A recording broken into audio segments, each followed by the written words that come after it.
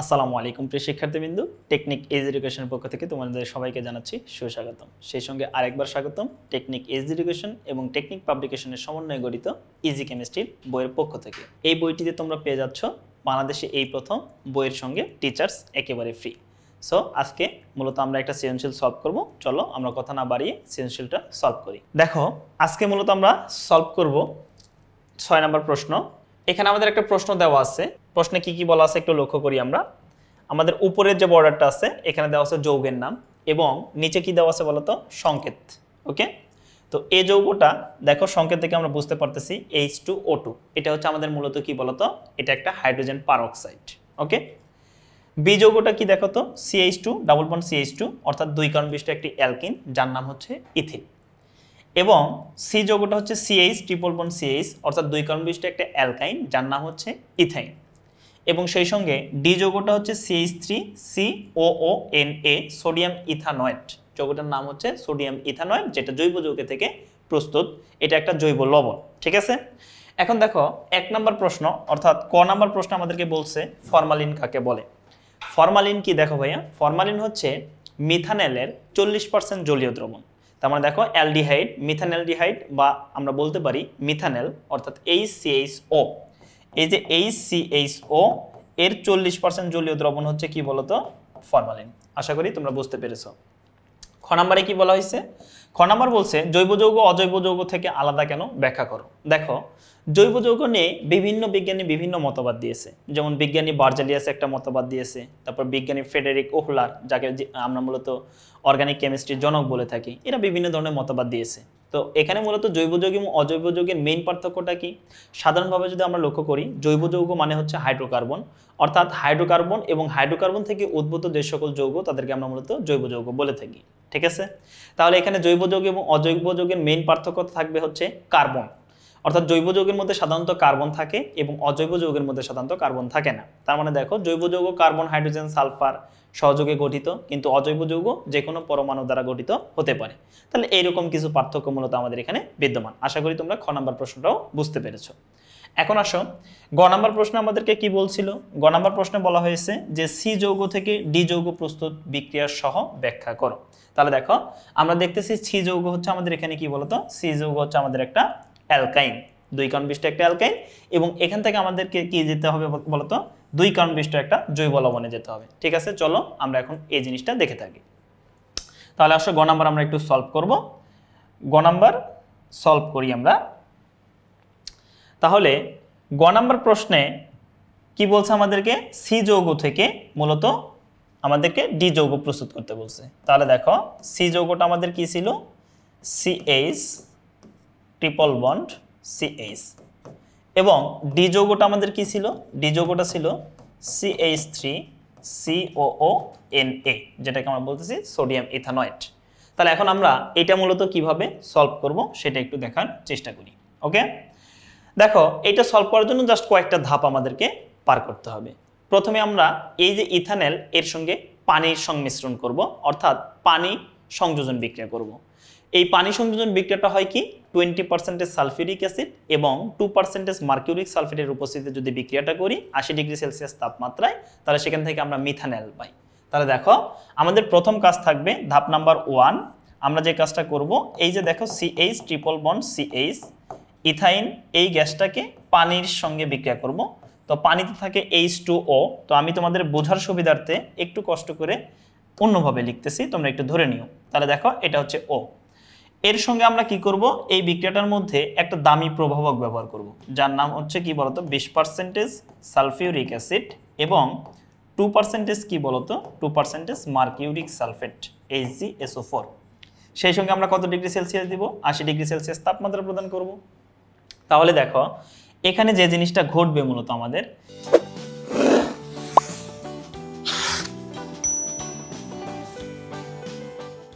এখানে এই যে দেখো ত্রিবন্ধন আছে না, ত্রিবন্ধনের 2টা বন্ধন আমরা ভেঙে দেব। কয়টা বন্ধন ভাঙবো, 2টা বন্ধন।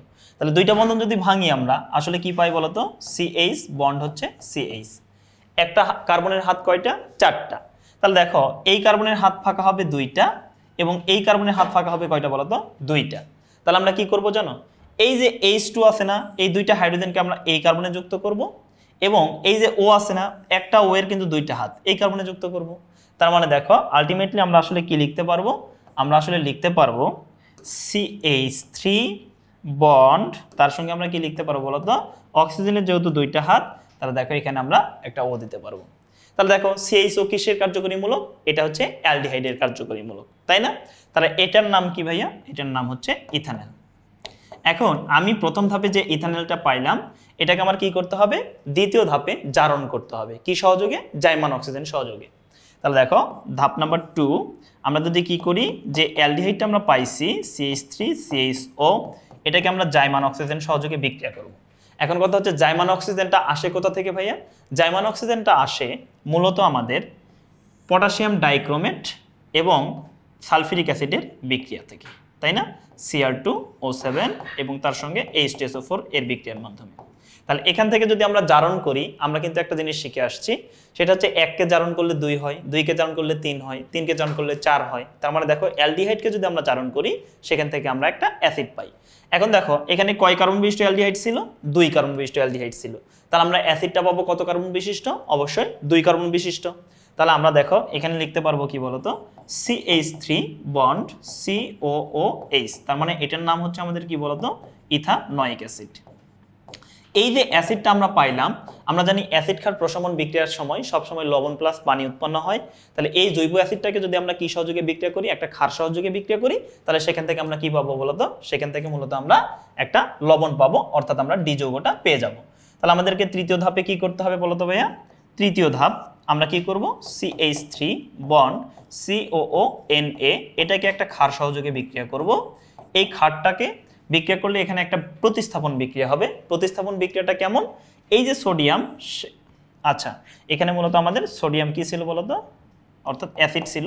তাহলে দেখো এই যে সোডিয়াম কি করবে বলতো, মূলত হাইড্রোজেনটাকে প্রতিস্থাপন করবে। তাহলে এখান থেকে আমরা কি পাবো বলতো, এখান থেকে আমরা পাবো হচ্ছে CH3 বন্ড COONA, যেটার নাম হচ্ছে কি ভাইয়া, যেটার নাম হচ্ছে সোডিয়াম ইথানয়েড। নামটা কি বলতো, সোডিয়াম ইথানয়েড। এটা একটা হচ্ছে লবণ। এবং তার সঙ্গে আমাদের কি উৎপন্ন হবে, এই যে হাইড্রোজেনটা যে প্রতিস্থাপিত হইলো, সে OH এর সঙ্গে যুক্ত হবে এবং কি উৎপন্ন হবে বলতো, পানি উৎপন্ন হবে। তাহলে দেখো H2O। তাহলে দেখো আমরা ডি যৌগটা কিন্তু পেয়ে গেলাম। তার মানে দেখো আসলে সি যৌগটা থেকে ডি যৌগ প্রস্তুত সম্ভব। আশা করি তোমরা গ নাম্বার প্রশ্নটা বুঝতে পেরেছো, যে সি যৌগ থেকে ডি যৌগ প্রস্তুত করা কিন্তু সম্ভব। ওকে, তাহলে চলো যদি আমরা এটা বুঝে থাকি, এখন আমরা ঘ নাম্বার প্রশ্নটা সলভ করার চেষ্টা করি। দেখি আমাদেরকে ঘ নাম্বার প্রশ্নে কি বলছে। ঘ নাম্বার প্রশ্নটা আমরা দেখি। আচ্ছা, ঘ নাম্বার প্রশ্ন আমাদেরকে বলছে কি, দেখো এ এবং বি ব্যবহার করে CHO অর্থাৎ অ্যালডিহাইড গ্রুপ সম্বলিত সংরক্ষক পাওয়া যাবে কিনা। আচ্ছা দেখো, অ্যালডিহাইডের মধ্যে আমাদের মিথানেল, 1 কার্বন বিশিষ্ট একটা অ্যালডিহাইড মিথানেল, যেটা আমরা মূলত কি করি বলতো, মৃত জীবজন্তু সংরক্ষণে ব্যবহার করি। কারণ মিথানেলের 40% জলীয় দ্রবণ হচ্ছে আমাদের কি বলতো, এটাকে আমরা ফরমালিন বলে থাকি। আর ফরমালিনটা মূলত মৃত জীবজন্তুর দেহ সংরক্ষণে ব্যবহার করা হয়, তার মানে অবশ্যই সংরক্ষণে পাওয়া যাবে। তাহলে দেখো এ হচ্ছে আমাদের পারঅক্সাইড এবং বি হচ্ছে একটা অ্যালকিন। হ্যাঁ, আমরা আসলে অ্যালকিনকে যদি পারঅক্সাইডের উপস্থিতিতে বিক্রিয়া করি, জাইমান অক্সিজেন দ্বারা জারণ করি, তাহলে সেখান থেকে আমরা কিন্তু কি পেয়ে যাব বলতো, সেখান থেকে আমরা কিন্তু একটা অ্যালডিহাইড পেয়ে যাব। তাহলে দেখো আমরা একটু এটা সলভ করার চেষ্টা করি। তাহলে এখন আসো আমরা এটা সলভ করার চেষ্টা করি। ঘ নাম্বার প্রশ্ন দেখো, ঘ নাম্বার প্রশ্ন। তাহলে ঘ নাম্বার প্রশ্ন আমাদের এটা আসলে কি ছিল বলতো, এটা ছিল আমাদের H2O2, যার নাম কি বলতো, যার নাম হচ্ছে হাইড্রোজেন পারঅক্সাইড। নাম হচ্ছে হাইড্রোজেন পারঅক্সাইড। ওকে, তাহলে এই যে হাইড্রোজেন পারঅক্সাইড এবং আমাদের বি যৌগটা আসলে কি ছিল বলতো, বি যৌগটা ছিল হচ্ছে CH2 ডাবল বন্ড হচ্ছে CH2 অর্থাৎ ইথিন। তাহলে হ্যাঁ, আমরা ইথিনের সঙ্গে যদি পারঅক্সাইড ব্যবহার করি, সেক্ষেত্রে আমরা কিন্তু একটা অ্যালডিহাইড গ্রুপ পেয়ে যাব। কিভাবে দেখো, তুমি একটা CH2 double bond CH2 alkyne নিবা, একে জাইমান অক্সিজেন সহযোগে বিক্রিয়া করবা। অবশ্যই সেটা কি করতে হবে, H2O2 এর উপস্থিতিতে বিক্রিয়া করতে হবে, পারঅক্সাইডের উপস্থিতিতে। তাহলে এখান থেকে কি পাওয়া যাবে বলতো, দেখো এটা কত কার্বন বিশিষ্ট, 1 2 কার্বন বিশিষ্ট একটা কি বলতো, 2 কার্বন বিশিষ্ট একটা অ্যালকিন। তাহলে এখান থেকে আমরা 2 কার্বন বিশিষ্ট একটা কি পাবো বলতো, অ্যালডিহাইড পাবো, অর্থাৎ CHO, যার নাম হচ্ছে কি বলতো, ইথানেল। এখন কথা হচ্ছে আমাকে বলছে যে সংরক্ষক মানে যে মৃত বস্তু বা জীবজন্তু বা যেটাই হোক সংরক্ষণ করার মতো কোনো কিছু পাওয়া যাবে কিনা। হ্যাঁ দেখো CH4টা মূলত হচ্ছে আমাদের কি একটা অ্যালডিহাইড মূলক, আর এখানকার একটা গ্রুপ আছে মিথানেল যার 40% জলীয় দ্রবণ হচ্ছে ফরমালিন, আর ফরমালিন দিয়ে আমরা কিন্তু কি করতে পারি, মৃত জীবজন্তু বা কোনো কিছু সংরক্ষণ করতে পারি। আশা করি তোমরা ক খ গ ঘ 4টা প্রশ্ন খুব ইজিলি বুঝতে পেরেছো। সকলে সুস্থ থাকবে, ভালো থাকবে এবং সবসময় আমাদের টেকনিক ইজ এডুকেশনের সঙ্গে থাকবে। সেই সঙ্গে যারা এখনো বইটা কিনো নাই তারা নিকটস্থ লাইব্রেরি থেকে খুব দ্রুত বইটা সংগ্রহ করবে। দেখা হবে নতুন কোনো পর্ব নিয়ে। সকলে ভালো থাকবে, আল্লাহ হাফেজ।